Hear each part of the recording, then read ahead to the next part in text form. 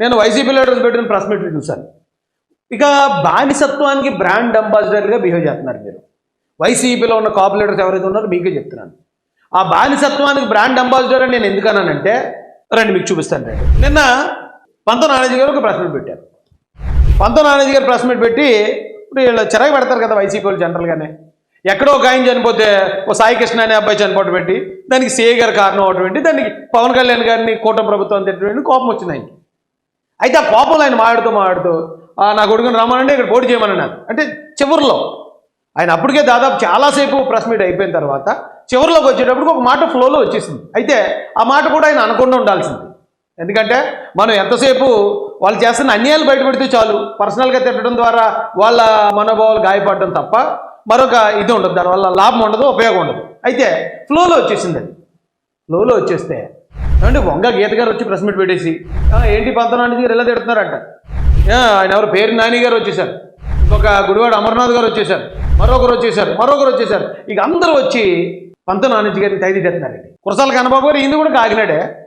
ఈయన మొన్న ఓడిపోయారు పంతో నాని గారి మీద. దిగజారుడు భాష అండి అది.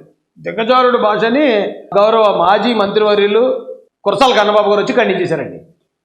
ఏమండి తర్వాత వంగా గీత గారు, ఆవిడంటే మాకు గౌరవం, మా అందరికీ కూడా గౌరవం. ఎందుకంటే ఆవిడ భాష కానీ ఆవిడ ఇది కానీ అంతా కూడా చాలా గౌరవించదగ్గట్టే ఉంటారు ఆవిడ. అయితే ఆవిడతో కూడా ప్రెస్ మీట్ పెట్టించి ఖండింపజేశారు. సంస్కారవంతమైన కాపు కుటుంబంలో పుట్టిన వాళ్ళు ఇంత సంస్కారహీనంగా చాలా పెద్ద మాట అండి అది. అంటే పంతో నానాజీ గారి కుటుంబాన్నే సంస్కారహీనమైంది అని చెప్పి వంగా గీతా విశ్వనాథ్ గారితో తిట్టించారు ఒక రకంగా. నిజంగా ఇప్పుడు ఆయన పంతో నానాజీ గారు వీళ్ళ సొంత సామాజిక వర్గం, ఆయన కూడా కాపు సామాజిక వర్గం. ఆయన ఎవరిని తిట్టారు? జగన్మోహన్ రెడ్డి గారనే పోనీ ఒకవేళ సామాజిక వర్గాల లెక్క వచ్చింది కాబట్టి ఒక రెడ్డి సామాజిక వర్గానికి చెందిన వ్యక్తిని తిట్టారు. ఒక రెడ్డి గారిని తిడితే వైసీపీలో ఉన్న కాపులకు ఎంత కోపం వచ్చిందండి.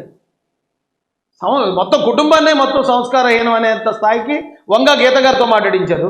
కురసాల కన్నబాబు గారు పేరుని నాని వచ్చాడు, పేరుని నాని మాట్లాడాడు. అయితే లకారంతో తిట్టారండి. ఎవరు? చంద్రశేఖర్ రెడ్డి గారు అని ఒక రెడ్డి గారు పవన్ కళ్యాణ్ గారిని లకారంతో తిట్టారు. పక్కనే వంగా గీత విశ్వనాథ్ గారు ఉన్నారు. మరి ఆ రోజు ఆవిడ బయటకు వచ్చి ఏమంటే సంస్కారవంతమైన కుటుంబం నుంచి వచ్చేవాళ్ళు ఎవరో కూడా ఇలాంటి సంస్కారహీనమైన మాటలు మాట్లాడరు అని ఆ రోజున వంగా గీత గారు ఒక ప్రెస్ మీట్ పెట్టి ఉంటే ద్వారంపూడి చంద్రశేఖర్ రెడ్డి గారి మీద ఈవేళ ఆవిడ మాట్లాడిన మాటలకి ఖచ్చితంగా విలువ ఉంటుందండి. ఇదే ద్వారంపూడి చంద్రశేఖర్ రెడ్డి గారిని ఆ రోజున కురసాల కన్నబాబు కూడా వచ్చి ఏంటంటే అంత లకారాలతో తిట్టాల్సిన అవసరం ఇప్పుడేం వచ్చింది, ఎందుకు తిట్టారు మీరు మా కులం నుంచి వచ్చిన ఒక నాయకుడు పార్టీ పెట్టి ఒక స్థాయిలో ఉంటే అలాంటి వ్యక్తిని తిడితే మా కులం అంతా కూడా అవమానపడుతుంది కదా, ఒక కులం నుంచి వచ్చిన ఒక నాయకుడిని ఎలా తిడతారు మీరు అని ఆ రోజు ఆయన ప్రెస్ మీట్ పెట్టుంటే అసలు చాలా గొప్పగా ఉండేదండి. ఇక్కడ మీరు చిన్న లాజిక్ గ్రహించండి. ఒక రెడ్డి గారు డైరెక్ట్గా ఒక కాపు కులం నుంచి వచ్చిన పవన్ కళ్యాణ్ గారిని తిడితే కాపులు ఎవరు, ఈ గీత గారు కానీ లేదంటే కన్నబాబు గారు కానీ పేర్ని గారు కానీ మరి గుడివాడ ఎవరు మాట నోరిప్పలేదండి. అందరూ కూడా ఇలాగా గప్చుప్ అయిపోయారు. అదే ఒక కాపు కులం నుంచి వచ్చిన నానాజీ గారు ఫ్లోలో నా కొడక అన్నారని మొత్తం అందరూ వెళ్ళి తెగదిట్టేస్తున్నారు. సంస్కారం లేదా, సంస్కారహీనుడు, నీ కుటుంబాన్ని సంస్కారం. అయ్యి బాబు ఏంటండి ఇది బానిసత్వం కాదా? ఇంతకన్నా బానిసత్వం మరి ఒకటి ఉందండి.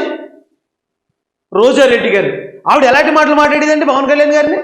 ఏమంటే సాయి కృష్ణేనండి కాపు కులంలో పుట్టినాడు. ఇది గంజాయి కేసులో లేకపోతే మర్డర్ కేసులో లేదా ఇంకో పోక్సో కేసులో ఉన్న సాయి కృష్ణే కాపా? పవన్ కళ్యాణ్ గారు కాపు కులంలో పుట్టలేదా? ఆయన తిట్టేసి ఎలా పడితే అలాగా ఎంత నీచమైన మాటలు మాట్లాడేవారండి. జగన్మోహన్ రెడ్డి గారే వచ్చి డైరెక్ట్గా కారులు మారుతున్నాడు, భార్యలు మారుస్తాడు, లేకపోతే ఇంకోటి చేస్తారని ఒక ముఖ్యమంత్రి స్థాయిలో ఉండి ఒక కాపు కులం నుంచి వచ్చి పార్టీ పెట్టిన ఒక నాయకుడిని అంత నీచిగా కించపరుస్తూ ఉంటే అప్పుడున్న కాపులందరూ ఏమైపోయారండి మీరందరూని. రోజా గారు వచ్చి రాజకీయాల నుంచి అప్పటికే వెళ్ళిపోయిన చిరంజీవి గారి కుటుంబాన్ని నోటుకు వచ్చినట్టు మాట్లాడుతూ ఉంటే మరి కాపు నాయకులందరూ ఆ రోజు ఏమైపోయారండి. ఈ కాపుల మీద ఉన్న అభిమానం ఏమైపోయింది? రోజా గారు ఎలా మాట్లాడారో చూపించాలా? కారుమూడి వెంకటరెడ్డి అని ఇంకొక ఆ రెడ్డి సామాజిక వర్గం నుంచి వచ్చి ఇప్పటికీ పవన్ కళ్యాణ్ గారిని చాలా నీచంగా మాడుతుంటే మరి కాపులకి, వైసీపీలో ఉన్న కాపులకి పౌరుషం రావట్లేదా? అంటే ఒక రౌడీ షీటర్కి ఏదైనా జరిగితేనే మా కాపులని చెప్పి వస్తారా మీరు? నిజాయితీగా బతుకుతూ ఒక పార్టీ పెట్టి కాపు కులానికి ఒక పేరు తీసుకొచ్చిన పవన్ కళ్యాణ్ గారిని ఏమనండి మీరు పట్టించుకోరా? ఈ బానిసత్వం అండి ఇది. నిజంగా మీకు కులం మీద ప్రేమ ఉంటే అన్ని చోట్ల ఉండాలి. 55 సంవత్సరాలు వచ్చాయి, కనీసం ఎమ్మెల్యే కాదు కదా, ఎంపీటీసీ కూడా కాలేకపోయావు. నీకు దమ్ముంటే సింగులర్ గా పిలవటం కాదు, జగనన్నతో సింగిల్ గా పోటీ చేయి. జనసేన తరఫున 175 మంది క్యాండిడేట్లు పెట్టి ఎలక్షన్కి వెళ్ళి గెలిచి అప్పుడు సింగులర్ గా పిలిస్తే నువ్వు దమ్మున్నోడు అంటారు. కానీ పనికి మాలిన వాడిలాగా వయసు పెరిగిందే గాని బుద్ధి లేకుండా ఎలాంటి మాటలండి? ఆ కాపు కులం నుంచి వచ్చిన పవన్ కళ్యాణ్ గారిని మరి ఇప్పుడు కదండి రావాలి పౌరుషం. అరే ఒక రెడ్డి సామాజిక వర్గం నుంచి వచ్చి ఒక మహిళ ఇంత దారుణంగా నీచంగా మన కులాన్ని దూషిస్తుంది, దూషించాల్సినంత అవసరం ఏంటి? పర్సనల్గా మాట ఇంకా చాలా దారుణమైన మాటలు ఉన్నాయి ఇవి, అవన్నీ పెట్టలేదు. ఇప్పుడు ఏంటనేది అప్పుడు రాదా పౌరుషం? పాపం ఆయనే ఒళ్ళు బాగాలేకుండా ఏదో ఒక మూల కృష్ణారామాన్ని కూర్చున్నాడు, ఆయన ఎందుకు మళ్ళీ లాగుతారు? మొన్న విజయ్ ఎలక్షన్ కౌంటింగ్ రోజే పాపం లేపుదన్నారు పవన్ కళ్యాణ్. చూసి నేర్చుకోరా, హీరో అంటే ఎలా ఉండాలి, సింగిల్ గా ఉండాలి, సింగిల్ పార్టీగా రావాలని. నాకు నవ్వు ఆగలేదు. ఏమంటే ఎవరండి మూల కూర్చున్నది?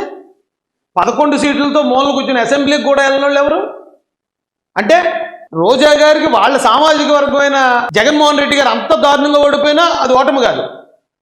100% స్ట్రైక్ రేట్ తోటి వాళ్ళు డీసీఎంగా కూర్చుని ఎంతోమంది సామాన్యుల్ని ఎమ్మెల్యేలుగా, ఎంపీలుగా, మంత్రులుగా చేసిన వ్యక్తి ఆయన లేపు తన్నారటండి. చూసి నేర్చుకోరా అంటున్నారు. ఎవరన్నారో కాదండి, ఆవిడ అంటుంది.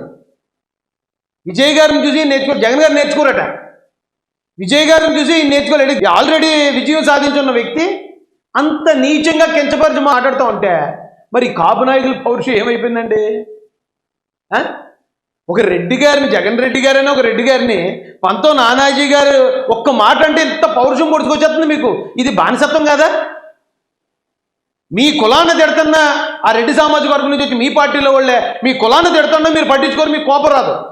కానీ రెడ్లను ఎవరన్నా అంటే మాత్రం అయ్యి బాబా వాళ్ళ మీద ఈగ వాళ్తే ఇది అది వైసీపీ రెడ్లనే, జగన్మోహన్ రెడ్డి గారిని వాళ్ళ మీద ఈగ వాళ్తే మీ మీద డైనోసార్ వాళ్ళని ఫీల్ అయిపోతున్నారు. అయ్యి బాబు ఏంటంటే అవి బానిసత్వం, ఏంటండి ఇది ఐదు. ఇక సానా సతీష్ గారు కొన్ని ప్రశ్నలు అడుగుతున్నారు, వాటికి చెప్పండి సమాధానం.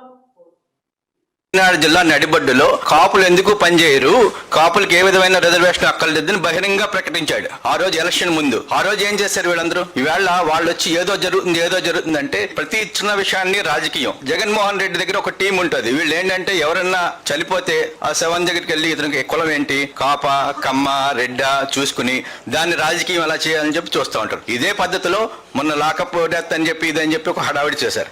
ఇవన్నీ కూడా వాళ్ళు కుల రాజకీయం.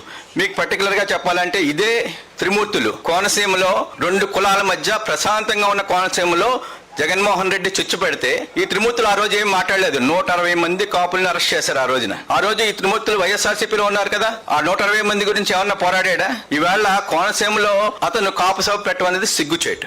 నేరస్తులకి, నేరం చేసిన వాళ్ళకి, మానభంగాలు చేసిన వాళ్ళకి, మర్డర్లు చేసిన వాళ్ళకి కులం రంగు పొలవద్దని చెప్పారు ఆయన. రౌడీజం చెయ్యొద్దని చెప్పారు. అంతే తప్ప ఆయన చెప్పిన దాన్ని వీళ్ళు వక్రీకరించి వేరే విధంగా మాట్లాడటం, మేము ఆ కులం వాడు చచ్చిపోయాడు కాబట్టి ఇది చేయటం అన్నది టోటల్ గా వాళ్ళ విధానమే రాంగ్. జగన్మోహన్ రెడ్డి కాకినాడ ఏమంటారు? ఆయన చెప్పిన దానికి సమాధానం చెప్పండి. ఇప్పుడు సానా సతీష్ గారు కూడా కాస్ట్ బై కాపే కదా, అందుకని ఆయన ఏమన్నా ఆయనతో పాటు కాపుల మీటింగ్ పెట్టండి, కాపుల సభలు పెట్టండి అని చంద్రబాబు నాయుడు గారు ఏమన్నా ఆయనకు ఆదేశాలు ఇచ్చారా? లేదా ఒక బీసీ నాయకుడిని పిలిచి, ఒక అచ్చెన్నాయుడు గారినో లేకపోతే ఒక అయ్యన పత్రుడు గారిని పిలిచి మీరందరూ బీసీ సంఘాలు, బీసీ కులాలతో ఏకమై బీసీ కులాల మీటింగ్ పెట్టండి అన్నారా? లేదా ఒక వరలరామయ్య గారినో, నక్కా ఆనందబాబు గారిని పిలిచి మీరు ఇలా చేయండి అని అన్నారా? అనలేదండి. ఎందుకంటే ఎమ్మెల్యే క్యాండిడేట్ ఎప్పుడు కూడా అన్ని కులాలకి కూడా సమానమైన ప్రాధాన్యత ఇచ్చే వ్యక్తులుగా ఉండాలి. వాళ్ళ లీడర్షిప్ని డెవలప్ చేయాలి తప్ప వాళ్ళని కుల సంఘ నాయకులుగా చేయకూడదు. వేళ సానా సతీష్ గారు కూడా మన కళ్ళ ముందు రాజకీయాల్లోకి వచ్చారు. ఆయన తెలుగుదేశం పార్టీలో ఆయన ఎంత గౌరవాన్ని పొందుతున్నారు, ఏ స్థాయిలో ఉన్నాడు ఆయన. ప్రతి ఒక్కరు కూడా రాజ్యసభ అంటే ఒక టర్మ్ చేస్తారు, 6 సంవత్సరాలు చేస్తారు. ఈయన 7.5 సంవత్సరాలు, నాకు తెలిసి రికార్డు ఇది. ఫస్ట్ రావడంతో అది ఒక 6 ఉంటుంది, ఇది ఒక 1.5. 7.5 సంవత్సరాలు రాజ్యసభ సభ్యుడిగా ఆయన ఎన్నికయ్యారంటే తెలుగుదేశం పార్టీ కాపులకు ఎంత గౌరవిస్తున్నట్టు. నిబద్ధత కలిగిన కాపులందరూ అన్ని కులాలని దగ్గర చేసుకుంటారు, అన్ని కులాలను దగ్గర చేసుకుని ముందుకెళ్ళాలనుకోవాలి. కానీ ఇదేం దరిద్రం అండి, కాపు మీటింగ్ ఏంటి? అది ఎమ్మెల్యేలు, మంత్రులు పెడతారా కాపుల మీటింగు? మీకు తెలియట్లేదు, జగన్ గారు మిమ్మల్ని ముంచేస్తున్నారు. రేపు పొద్దున ఆయన ఏం చేయమంటే అదే. ఎందుకంటే కాపులు వైసీపీతో ఎందుకు ఉంటారు చెప్పండి? పవన్ కళ్యాణ్ గారు అభిమానులు ఉంటారు కాపుల్లో, తెలుగుదేశం పార్టీకి అభిమానులు ఉంటారు కాపుల్లో, ఇంకా కాంగ్రెస్ పార్టీ అభిమానులు ఉంటారు కాపుల్లో. ఒక కులం ఎప్పుడు కూడా ఒక పార్టీకి రాదండి.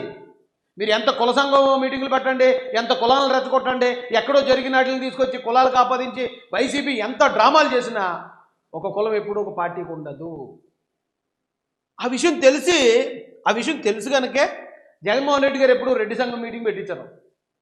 అంటే మా జగన్మోహన్ రెడ్డి గారు మన రెడ్డి కులం నుంచి ఓ ముఖ్యమంత్రి అయ్యాడు కదా, రెడ్లందరూ కూడా వైసీపీలో ఉండాలని ఎప్పుడైనా మీటింగ్ పెట్టించారా? అలా ఓ మీటింగ్ పెట్టిస్తే ఒకవేళ రెడ్లందరూ సరే అయితే మనోడని ఎత్తారేమో, కానీ మిగతా వాళ్ళందరూ వదిలేస్తారు.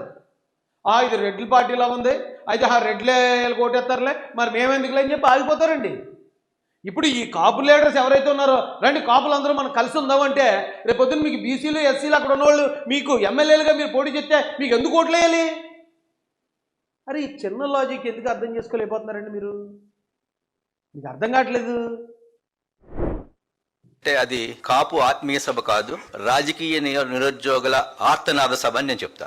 మీరు వాడు అక్కడ చూసిన వాళ్ళందరూ కూడా ఏం చెప్పారు, బయటకు వచ్చి ఏం ప్రాబ్లం ఉందని చెప్పారు. ఇదే నాయకులు వైఎస్ఆర్సీపీలో మేము ఈడబ్ల్యూఎస్ రిజర్వేషన్ తీసేస్తున్నానని చెప్పి జగన్ అన్నప్పుడు వీళ్ళు ఏమీ మాట్లాడలేదు. అటువంటి వాళ్ళు మేము 2014-19లో కాపు భవనాలకు గాను ప్రత్యేకంగా 27 కాపు భవనాలకి ముఖ్యమంత్రి చంద్రబాబు నాయుడు గారు రాష్ట్రం అంతటా కూడా పనులు ప్రారంభించి 80% పనులు 2019 వరకు అవగొట్టితే కతిమా 20% పనులు అవగొట్టకుండా వైఎస్ఆర్సీపీ గవర్నమెంట్ ఆ టైంలో ఏ విధంగా ముందుకు తీసుకెళ్ళాలని ఆపినప్పుడు ఈ కాపు నాయకులు ఏం చేశారు? ఈ రోజు వీళ్ళందరూ వచ్చి మేము కాపులకి సరిగ్గా జరగట్లేదు అంటానికి కారణం ఏంటంటే వారు రాజకీయంగా ఏదో లబ్ధి పొందాలన్న ఉద్దేశంతో చేస్తుంది తప్ప ఇది పర్టికులర్ గా ఏదో కాపుల మీద ప్రేమతో చేస్తుంది కాదని చెప్పి మేము చెప్తున్నాం. అయితే వైసీపీలో ఉన్న కాపులందరికీ కూడా ఇప్పుడు అక్కడ మీటింగ్లో ఉన్న ప్రతి ఒక్కరు కూడా రాజకీయ భవిష్యత్తు కథం. వారు ఎక్కడ ఎమ్మెల్యేలుగా పోటీ చేసినా ఇతర కులాలు వాళ్ళకి ఓటు వేయడానికి 1కి 10 సార్లు ఆలోచిస్తారు. వీళ్ళేమో ఇలా కుల సంఘం పేరు చెప్పి మా కులం అని చెప్పి వీళ్ళు కులాల వారీగా జనాలను ఎడగొడుతున్నారు. రేపు వీళ్ళకి ఓటు వేస్తే మనకి ఏం న్యాయం చేస్తారనే అనుమానం ఆల్రెడీ ప్రజలందరిలోనే వచ్చిందండి. నేను వాళ్ళు మరి ఎందుకు పెట్టుకున్నారు నాకు ఇప్పుడు కాపుల వనభోజనాలు పెడుతున్నారండి. అది ఒక ఆచారం, ఒక పండగ. ఆ పండుగ రోజు కాపులందరూ కలవడం అనేది అందరూ యాక్సెప్ట్ చేస్తారు. అంతేగాని ఓ పార్టీలో ఉండి మనందరం కాపులం, మనకు మళ్ళీ ప్రత్యేకంగా ఉంటుంది, మనం ఇతర కులాలను మనం లెక్క చేయొద్దు, మనమే చూసుకుందాం అని ఎమ్మెల్యే క్యాండిడేట్లు వెళ్ళి మీరు మీటింగులు పెడతా ఉంటే మీకు ఇతర కులాలు వచ్చి మీకు ఓట్లు వేసేసి మిమ్మల్ని గెలిపిస్తారా? ఏం మాట్లాడుతున్నారా బాబు మీరు? ఆయన అడిగారు సానా సతీష్ గారు, చెప్పండి సమాధానం దాన్ని చెప్పండి. ఆయన కాపుల రిజర్వేషన్ ఏమన్నాడు? కాపులకు సంబంధించి కాపు కార్పొరేషన్ నిధులు ఎలా ఎగ్గొట్టాడో ఆయన చూశారు. కాపులకి ఏది చేయని జగన్మోహన్ రెడ్డి గారు ఈవేళ కాపులు లేదో ఉద్ధరించేస్తారని చెప్పి మీరు వచ్చి మీటింగ్ పెడితే ఆయనకి ఉద్ధరింతాడు లేదు తెలియదు, కానీ మీ బతుకులు మొత్తం బస్టాండ్ అయిపోయాయండి. మీరు ఏమంటే అనుకోండి.